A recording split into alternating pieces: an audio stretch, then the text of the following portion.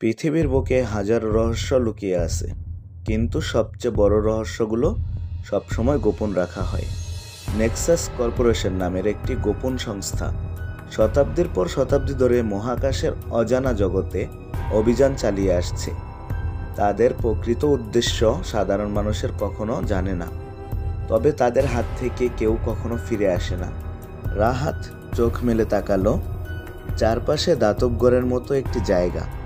সামনে বেশি থাকা ডিজিটাল ঘড়ির টাইমার চলছে 2 মিনিট 17 সেকেন্ড। মাথাটা ভারী লাগছে, যেন কেউ তার স্মৃতি মুছে দিয়েছে। তার সামনে আরো 5 জন লোক, প্রত্যেকের চোখেই আতঙ্কের ছাপ। একজন ফিসফিস করে বলল, আমরা টাইটেনে চলে এসেছি। ঠিক তখনই দরজা খুলে গেল। বাহিরে নীলচে আলো চোখে পড়তেই সবার দম বন্ধ হয়ে এলো।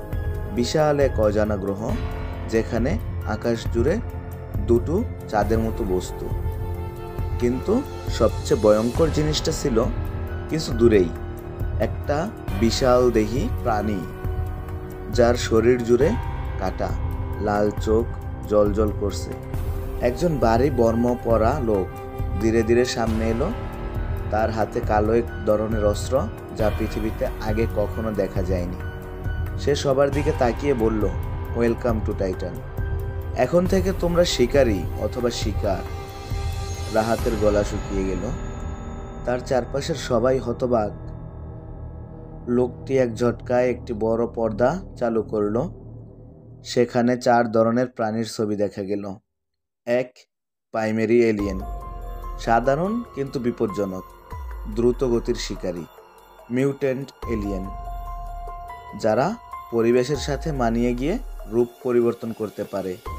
সিক্রেট ব্লাড এলিয়েন, অত্যন্ত দুষ্প্রাপ্য, কিন্তু যারা এদের রক্ত সংগ্রহ করতে পারে তারা অমরত্বের কাছাকাছি পৌঁছে যায়। শ্যাডো ফেনরিস, সবচেয়ে ভয়ঙ্কর, অন্ধকারের মধ্যে অদৃশ্য হয়ে যেতে পারে এবং যখন আক্রমণ করে তখন এক মুহূর্তের জন্যও দেখা যায় না। লোকটি বলল, টাইটানে বেঁচে থাকার নিয়ম খুব সহজ, হয় শিকার করো, না হয় শিকার হও। যারা এলিয়েন ধরে বিক্রি করতে পারবে তারা অনেক টাকা কামাবে, আর যারা শিকার করবে না তারা টাইটানের রহস্যের অংশ হয়ে যাবে। রাহাত কিছু বলতে যাবে, কিন্তু তখনই বিশাল এক কম্পন শুরু হলো। মাটির নিচ থেকে কিছু একটা উঠে আসছে। হঠাৎ করে মাটির নিচ থেকে কি উঠে আসলো? রাহাত কি বলতে চায়, টাইটান গ্রহে তারা কেন, এর পিছনে কাহিনী কি, সবকিছু জানতে হলে আপনাকে দেখতে হবে আমাদের পরের পর্ব। খুব শীঘ্রই আমাদের পরের পর্ব আপলোড হবে। সবাইকে ধন্যবাদ শেষ পর্যন্ত গল্পটা শোনার জন্য।